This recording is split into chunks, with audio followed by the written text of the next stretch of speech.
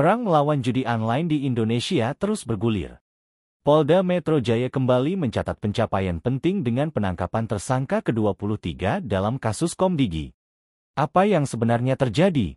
Pada 17 November tahun 2024, tersangka berinisial alias M ditangkap di Sleman, Yogyakarta. Ia merupakan salah satu dalang yang mengelola ribuan website judi online agar tak terblokir. Bersama dua tersangka lainnya, mereka diduga kuat bekerja sistematis, bahkan melibatkan 10 pegawai Kementerian Komunikasi dan Digital atau Komdigi. Hingga kini, polisi telah menetapkan 23 tersangka. Namun, siapa sangka, dugaan keterlibatan pegawai Komdigi justru menambah runyam kasus ini. Ketua fraksi PKB DPR Jazilul Fawait mendesak pemerintah mengategorikan judi online sebagai kejahatan luar biasa.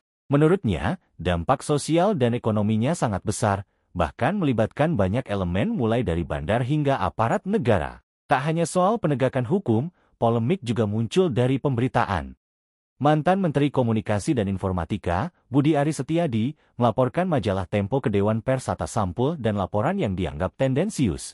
Budi Ari menilai narasi Tempo sebagai framing yang merugikan dirinya. Ia membantah dugaan keterlibatannya dalam melindungi bandar judi online. Di sisi lain, Tempo siap menghadapi proses di Dewan Pers, memastikan bahwa semua pemberitaan telah sesuai kode etik jurnalistik. Kasus judi online ini menjadi ujian besar bagi penegakan hukum dan kebebasan pers di Indonesia.